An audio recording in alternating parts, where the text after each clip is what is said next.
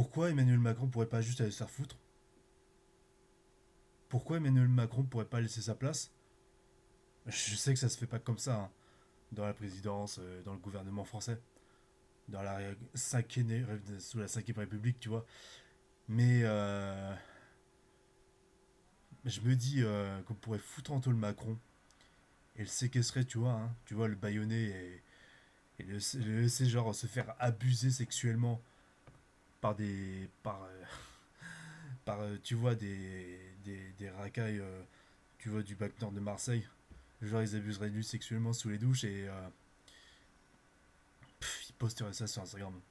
Ils posteraient ça sur Instagram. Franchement, je serais le premier à liker, hein. Bah, blague à part, bon. Bon, vous vous doutez que c'est de l'humour, hein, d'accord? Vous vous doutez que c'est de l'humour, mais là, c'est plus possible, quoi. Je sais pas de quand ça date exactement au moment où je tourne cette vidéo, mais genre, tu vois, bordel de merde. Pour remettre un peu dans le contexte, en fait, il y avait un mème sur internet, genre une vidéo, bah, chez nous en France, où c'était un gars, un adolescent, appelé Baptiste. Baptiste qui, dans sa chambre, euh, était complètement foncé. C'était tellement lunaire. Et en fait, il faisait crémer du pétrole dans une tasse et tout. Et il faisait dégager la fumée. Et il y avait les parents qui débarquaient et tout, parce qu'en fait, le grand frère avait prévenu. Il me semble que c'est le grand frère. Ça m'étonnerait même pas.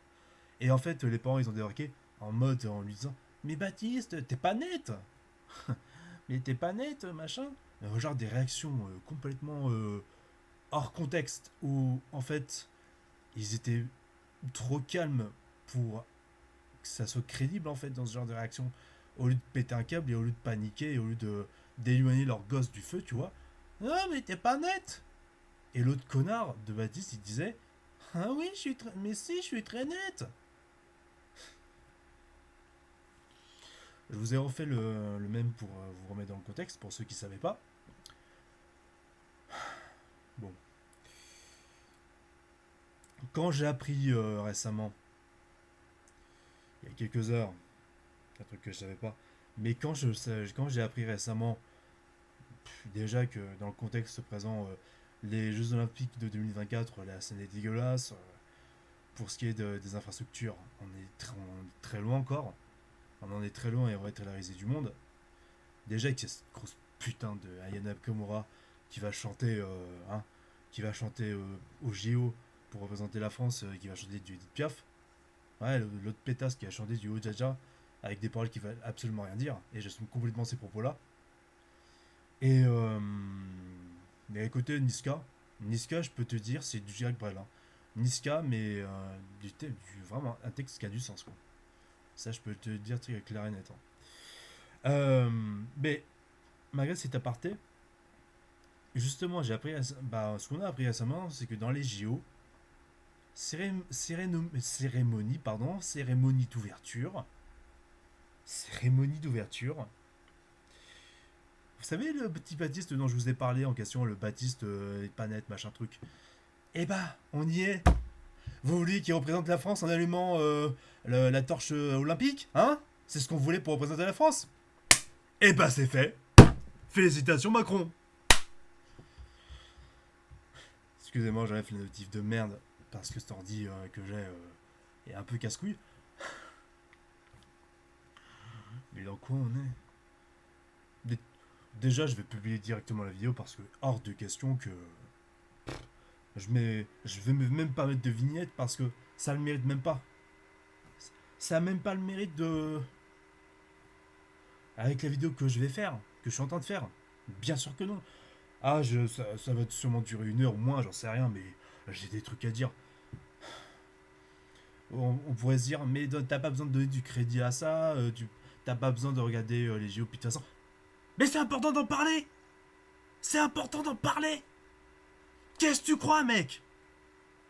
Qu'est-ce que tu crois? Là, il est 23h30, je suis obligé de parler.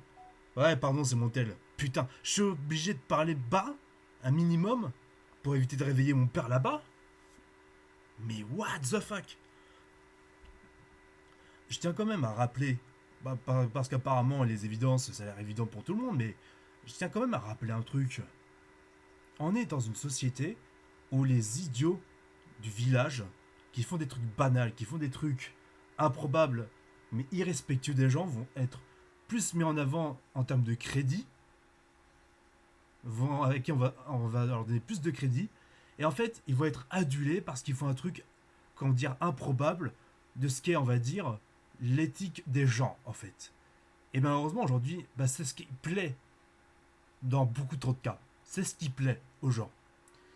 C'est pour ça que dans la société d'aujourd'hui, on se retrouve même, bon, même si c'est des films ou des musiques, on se retrouve même avec des films comme Godzilla X Kong, qui en fait fait de la merde comique, juste pour faire de la merde comique, mais en dégageant, en fait, toutes les bases d'un scénario, genre développement de personnages, évolution des personnages, euh, détail, on va dire, approfondissement, on va dire, de sous-intrigues, de concepts, juste pour amuser la galerie.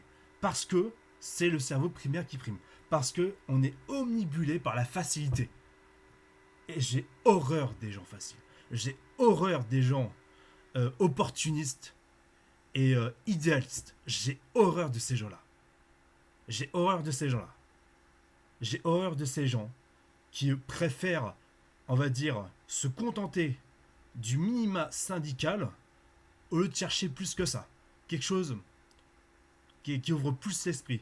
Quelque chose qui, en fait, les résume pas à de simples consommateurs et moutons qui suivent la masse aveuglément. Parce que c'est un dirigeant, parce que c'est une personne supérieure qui a un statut supérieur à eux qui leur ont conseillé ça. Et on se retrouve aujourd'hui avec des gars qui filment des bagnoles, qui se filment avec des bagnoles et qui disent on n'est pas ce genre de mec qui se filme avec des bagnoles, nous on est plus stratégique pour te faire rapporter de l'argent, pour être des businessmen d'affaires de mon cul. On est omnibulé par ce genre de publicité partout sur YouTube. Et c'est du harcèlement. C'est du harcèlement psychologique. Du harcèlement psychologique. Et ce que je constate, c'est que non seulement notre président est un putain d'incompétent, et derrière il préfère se faire une orgie avec tous ses collègues de l'Elysée, même avec sa guenon. Ah, j'ai dit guenon, j'en ai absolument rien à foutre. Je pouvais dire ce que vous voulez, me défendre dans les commentaires. J'en ai rien à foutre, je vous lirai même pas. J'en ai strictement rien à foutre. Ah, je le dis franchement, hein. Je le dis franchement, et ouais, j'ai dit que Macron c'était une pauvre merde. Mais je l'insulte pas directement, attention. Si je l'avais insulté directement, là, clairement, j'aurais eu des soucis. Mais là, j'insulte pas directement. Là, en fait, ce qui est condamnable en France par rapport au président, c'est de l'insulter directement, c'est clairement de le menacer directement. C'est ça le truc. Mais moi, je dis, en fait, indirectement que Macron est une merde. Je peux dire, dans un sketch sur scène, que Macron est une merde. Comme on a dit que Gérard Depardieu, qui a abusé sexuellement de toutes ces femmes et de toutes ces jeunes femmes, est une merde infâme. On a le droit de dire ça quand même, on est dans un pays libre, on a cette liberté d'expression-là. Et je peux même te dire que si South Park était français, on aurait transformé Brigitte Macron en guenon. Ce qui est normal. Ce qui est normal. Si on avait un South Park français. Parce que c'est la liberté d'expression, la liberté de penser, tout ce que tu veux.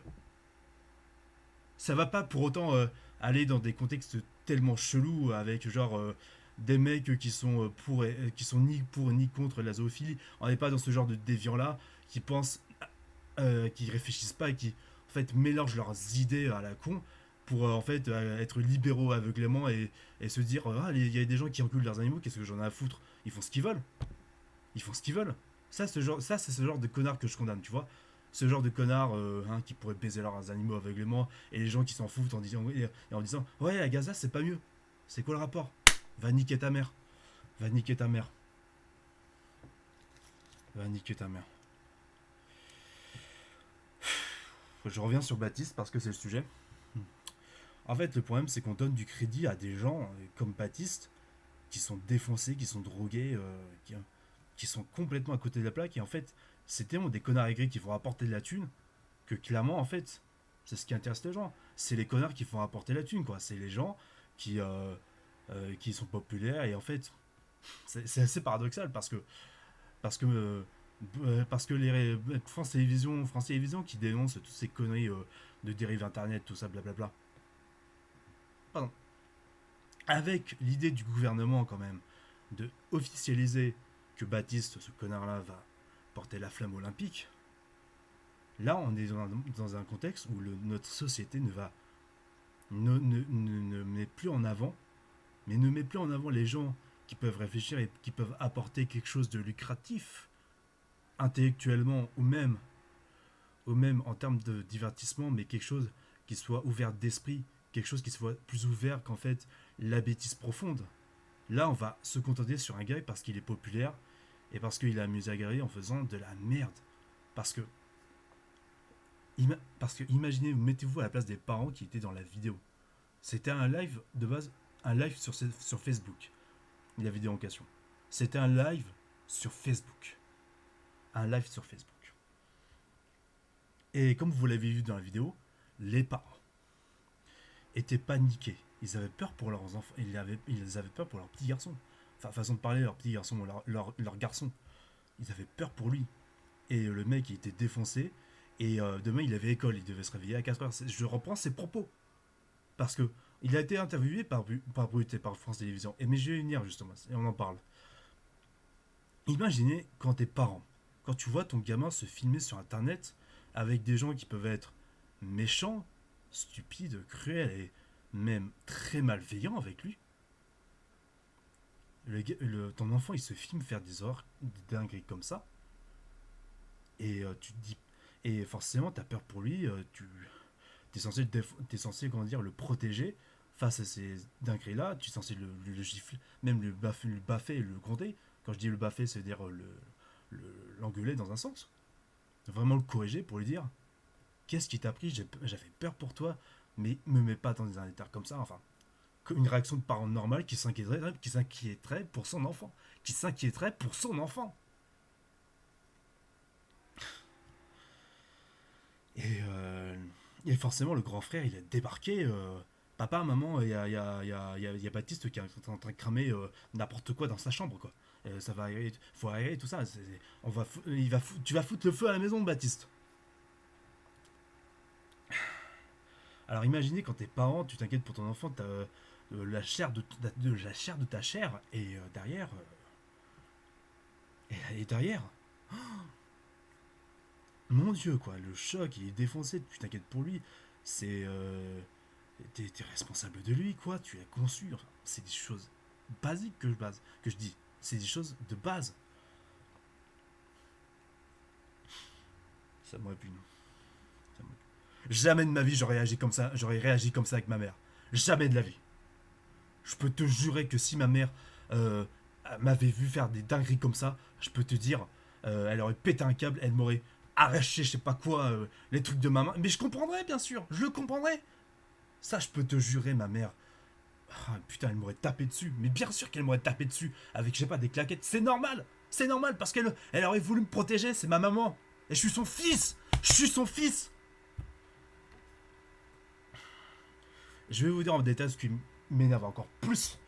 C'est, en fait, c'est ça qui est hypocrite avec France Télévisions, c'est qu'ils dénoncent Internet et tout. Mais derrière, ils vont donner du crédit à Baptiste. Bon, j'ai regardé la vidéo à moitié, l'interview. Mais, en fait, je devais vous en parler, en fait, dénoncer ce genre de merde. Ce genre de malades qui sont de plus en plus présents. Et en fait, on va se retrouver plus tard. Je pense que en fait, c'est l'un de mes amis stand-upper qui en a fait une vanne. Euh, on va limite se retrouver avec Ayane Nakamura qui est ministre de la Culture. Mais clairement, Brut, ils sont tellement antipathiques et opportunistes que ça soit la merde ou pas, que ça soit Nolan, que ça soit Nolan et son cinéma, que ça soit même oh, que ça soit même une photo de Paris Match qui a photographié Emmanuel Macron et sa guenon en train de mater un mec à poil alors qu'ils sont tous les deux habillés, le couple, et qui sont dans une plage de nudistes, quoi. Oh, bordel de merde. J'en ai marre de cette société. Et comme le dit Gérard Lanvin, c'est vraiment des people, les politiques. C'est des people. Je reprends un peu mon souffle. Et justement, cette vidéo que Brut, en fait sont revenus sur Baptiste et tout, parce que, hein, ils sont revenus en disant, ouais, ouais, t'as dû être célèbre par rapport à ça, ça a dû être une surprise quand tes copains ils t'ont vu sur la vidéo. Parce que Baptiste, il disait, ouais, mes copains, ils m'ont vu dans la vidéo, j'étais complètement défoncé, regarde. Mais quoi, regarde, ah, mais je suis en vidéo. On s'est marré comme des malades et tout, on s'est tapé des bonnes barres et après, l'essentiel, tu vois, c'est amuser la galerie, c'est amuser les gens qui sont pas bien. Et en fait, il y a des gens qui sont allés me voir, moi, Baptiste, en me disant, oh, j'étais mal dans ma peau, merci de m'avoir fait rire avec ta vidéo. Moi, je m'en fiche ouais, moi, je m'en fous de ce que pensent les autres. Moi, je suis comme je suis et ça me va. Moi, j'ai rendu les gens contents et c'est tout. Ça veut rien dire. Tu peux rendre les gens contents et tout, sans pour autant les abrutiser par ta stupidité de teubé et sans pour autant dénigrer ta mère. Parce que oui, parce que venons-en à la maman. Venons-en à la maman. Venons-en. Bordel de merde. Parce que la petite maman, déjà, hein, bon, la film en visio, tout ça, par brut et tout, qui répète non, mais t'es pas net, hein, nanana, t'es pas net, Baptiste. Mais oui, si, je suis très net. Et en fait, le pire, c'est que quand il rediffuse non seulement la vidéo et que Baptiste fait la réaction, et derrière, il nous sort comme ça. C'est marrant, hein. T'as vu comment je suis un bâtard et tout, hein. Pruti, va. Et la maman. Bah oui, ce qui m'énerve vraiment, c'est la maman qui en fait était en mode ah, mais ça m'a quand même inquiété, tout ça. Comme si ça l'avait pas plus choqué que ça. T'es sa mère, ton fils brûle du pétrole dans ta maison, dans sa chambre. True story. True story. Ma mère, ma mère, elle est rentrée dans ma chambre. Elle m'a dit Raphaël, euh, Raphaël, t'as pas remarqué, il y a. Enfin, non, elle m'a même pas dit ça. Raphaël, faut que tu sortes immédiatement de ta chambre. Là, il y a une chaleur pas possible dans ta chambre. Parce que oui, il y avait une chaleur, je comprenais pas avec, avec mes trucs d'autiste. Bon, je comprenais pas ce genre de truc là, mais heureusement ma mère elle a débarqué, elle a dit en mode Raphaël sors directement de ta chambre, là dans ta chambre il fait chaud et tout, ta vitre risque d'exploser, il y a une voiture, genre il y a une voiture qui a cramé tout ça devant la maison, il y a des voyous qui ont cramé la voiture, tout ça, et éloigne-toi des fenêtres, ça risque potentiellement d'exploser sur ta fenêtre, alors sors tout de suite de ta chambre immédiatement, et on est descendu en bas. Et la police a débarqué, les pompiers ont débarqué. Je sais que je peux être injuste dans ma vie. Je sais que. Mais je tiens quand même à le dire, sans ma mère, j'aurais été blessé. Et clairement, je peux que dire merci à ma mère de m'avoir protégé par rapport à ça, ce qui est normal. Mais c'est, mais c'est quand même la moindre des choses que je la remercie. Donc merci maman, si tu regardes cette vidéo, merci maman. Quoi qu'il se passe entre nous dans notre vie par rapport à ça, bah, c'est la moindre des choses, merci maman. Et c'est quand même normal que je te puisse te remercier par rapport à ça. Bref, c'était l'aparté, mais ça c'est un exemple typique, tu vois, de comment les parents devraient réagir avec leurs gosses et comment ils devraient arrêter de négliger leurs responsabilités de parents. Et ce qui m'a brisé le cœur avec la maman aussi dans l'interview, et ce qui m'a vraiment énervé, le contexte vraiment du truc, c'est que je comprends pas comment la mère peut être aussi tolérante et aussi patiente avec son fils alors que son fils était défoncé au somnifère. Euh, la maman elle a réagi comme si c'était comme une banalité et que fallait, euh, fallait éviter de brusquer l'enfant en essayant de le gronder et de le recadrer. Ça, je déteste ça, les parents comme ça. J'en ai connu trop, même dans mes proches. Ce genre de parents qui négligent littéralement leurs gosses en évitant de les brusquer parce que ils sont insolents, ils leur tapent dessus. Je parle des enfants qui tapent sur leurs parents. Et ça, les parents qui font ça, qui vous laissez faire vos gosses, vous traitez comme de la merde, que vous avez les responsabilités, vous avez l'autorité, vous devez leur apprendre la vie. Allez bien vous faire enculer. Ah, je vous dis franchement, que vous soyez des célébrités, que vous soyez n'importe qui, un lambda, même du 9-3, niquez vos mères, ni même un snob de merde. Je vous emmerde. J'emmerde les gens comme ça, parce que c'est des putains d'irresponsables qui ne préparent pas à la nouvelle génération, qui ne préparent pas à la nouvelle génération qui va nous succéder. C'est eux l'avenir. C'est eux l'avenir. Ça, c'est ma grand-mère qui le dit tout le temps. On est l'avenir. On est l'avenir. Mais à un moment donné, il faut respecter nos aïeux et apprendre de leurs leçons pour essayer de faire autant bien que ce qu'ils ont fait à l'époque. Même plus. Même plus. Quand j'entends la maman de Baptiste qui dit, clairement, ouais, j'ai été en dépression quand même. J'ai été en dépression. Pendant un an, tout ça, j'ai été mal. C'est vrai, j'avais peur qu'il soit viré, tout ça. J'ai été mal pendant un an. Et la réaction de Baptiste, genre il se tourne devant la caméra, hein, avec ses piercings au lobe de merde, là. Il sourit comme ça. Elle est marrante, ma mère. Mec, je te jure, je te jure vraiment, peu importe si je perds tout dans ma vie, mais je te croise dans la rue, je te fous une patate. Rien que pour ça, je te fous une patate. Et ce sera en l'honneur de ta mère et de ma mère. Tu peux, tu peux me croire sur parole. Petit putain. Quand je vois des enfants qui... je sais que on n'est pas tous parfaits, certes. Ok. Personne n'est parfait, tout simplement. Moi, je suis pas le fils parfait non plus, tu vois. Et je l'assume. Mais ça m'empêche pas d'être moi un bon gars. Et savoir quand être un bon gars. Et respectueux et être ouvert d'esprit. Et être, comment dire... non seulement critique, mais aussi savoir avoir le minimum d'éthique. Le minimum d'éthique. C'est quand même la moindre des choses. Je fais de mon mieux par rapport à ça. Chacun fait de son mieux par rapport à ça. Chacun est différent, ok. Mais à un moment donné, faut juste remettre les wagons dans les rails et arrêter de donner du crédit à des gens comme ça et à les mener dans des piédestals tellement proportionnels qui vont être des modèles, ces gens-là, des malades mentaux, vont être des modèles. Au lieu de les soigner, au lieu de leur expliquer les choses, au lieu de les recadrer, ces malades mentaux, à cause de connards comme Macron, vont être mis dans un piédestal. C'est un truc de malade. Ce pays me répugne. Cette France me répugne par rapport à ça. On a une culture extraordinaire. On a des films, pas que les films populaires français, non, vraiment des films variés, comédie, drame, historique, même des films de genre qui malheureusement ne gagnent pas assez. On s'essaye, nous, les Français, aux films de genre aussi. Mais on a même pas cette curiosité. Ouais, je digresse dans le cinéma, mais en fait, ce que je veux dire en général, c'est qu'on ne s'intéresse pas aux bonnes choses. On ne s'intéresse pas à la qualité. On préfère la débilité, la facilité des choses. Tous les goûts sont dans la nature, ok.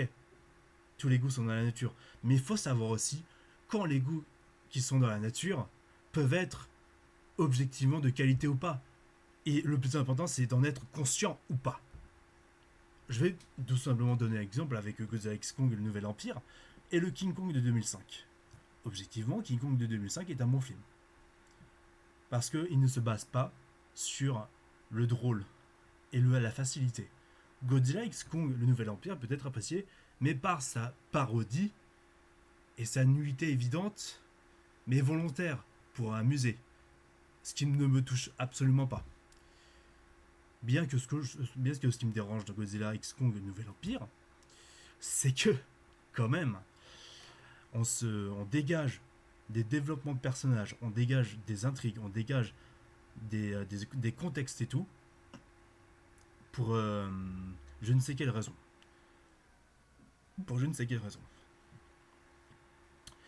Et je pardonne plus, spoiler pour Godzilla X Kong, le Nouvel Empire, je pardonne largement plus un bras mécanique de King Kong, pile le bras qu'il faut, qui est à côté de la terre creuse de je sais pas quoi, que un développement de personnage entre la gamine Jia et la meuf là qui est jouée par Rebecca Hall.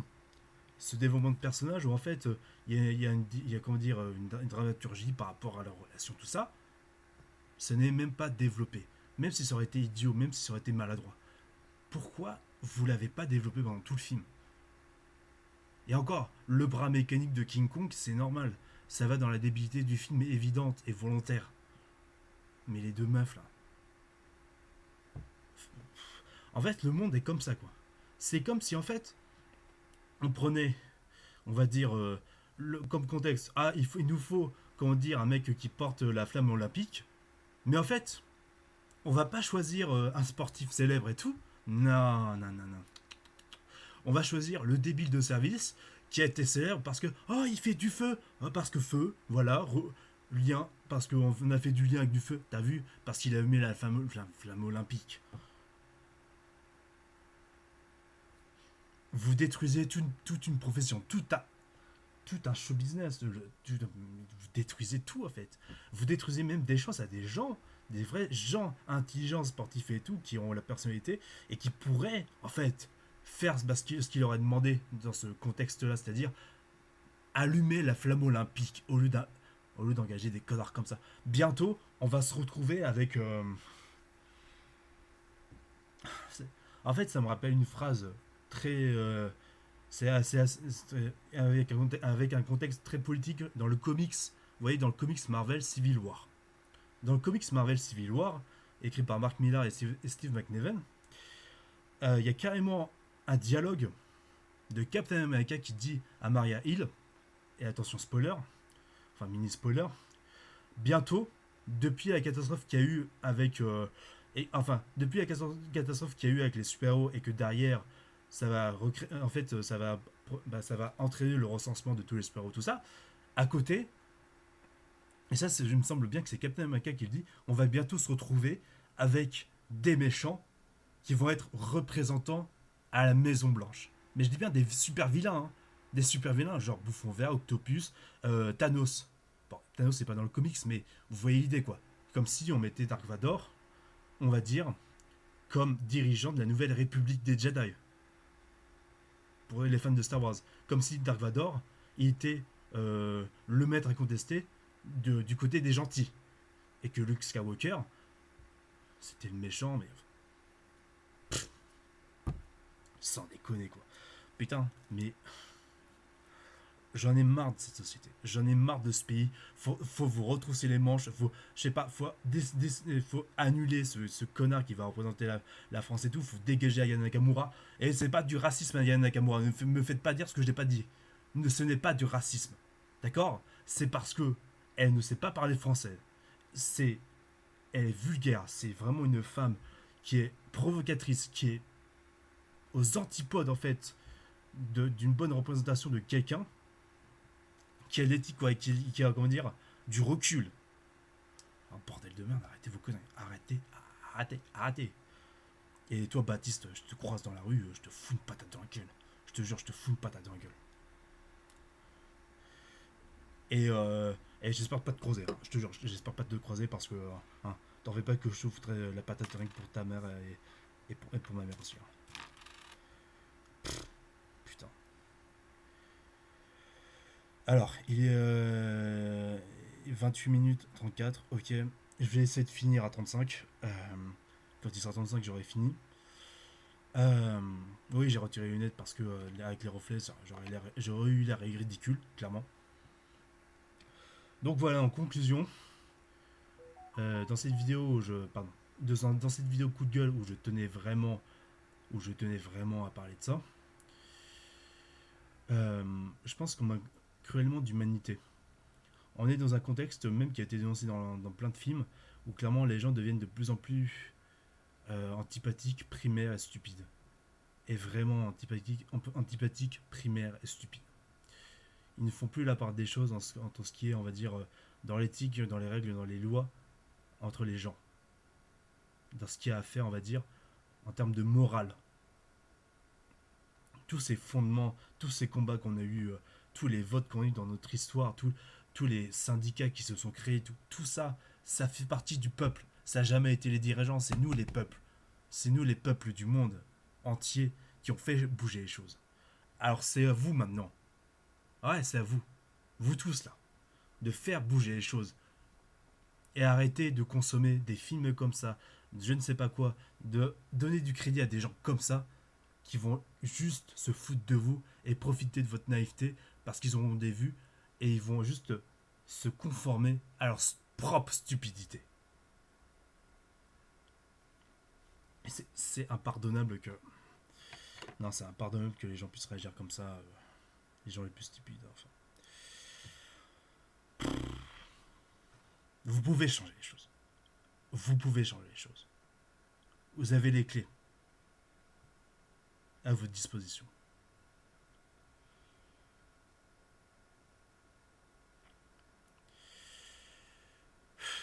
J'ai essayé pour voir si j'ai un truc à dire avant la fin des 5 minutes.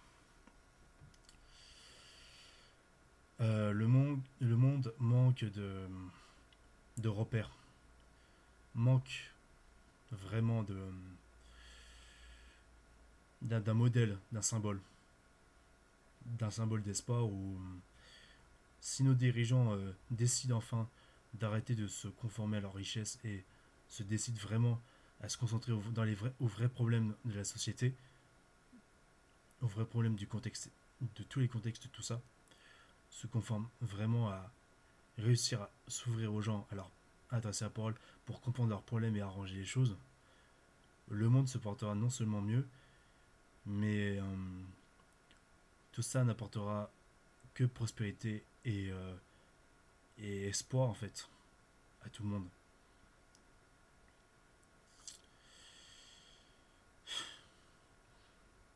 J'ai l'impression que les choses simples, sont conformées, comment dire, à la médiocrité, injustement, parce que c'est des choses qui amènent, on va dire, à faire la part des choses mentalement, à dissocier les choses.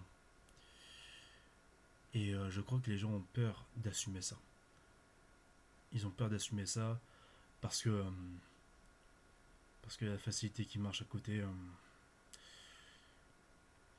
ça leur permet d'exister. Et, malheureusement, des gens pourris dans tous les show business que tu veux seront toujours derrière pour profiter, on va dire, de ce qu'il y a de plus régressif pour les gens.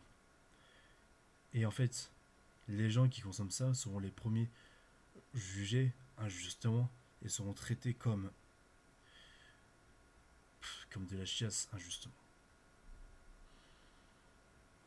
Il est enfin, il reste 32 minutes 45. À 35 j'aurais terminé de toute façon. Donc je suis très triste. J'espère que les choses s'arrangeront. Après, vous pouvez dire ce que vous voulez dans les commentaires. En bien ou en mal.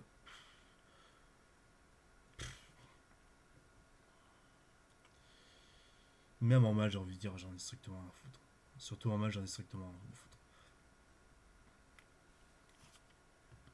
Et oui, clairement, c'était un cri du cœur. J'étais assez déchaîné ce soir. Je crois qu'on est vraiment en pleine descente totale de désévolution, quoi. On est en train de désévoluer, quoi. Ça me fait mal. Il faut arrêter de tolérer même des gens comme Emmanuel Macron qui néglige son pays et qui derrière laisse le peuple crever et s'occuper fait dire de la paperasse de la santé des gens et tout, et que derrière il va nous mettre sur un piédestal en termes de reconnaissance. Non, faut faire des actions, monsieur le président. Faut faire des actions. Faut faire des actions.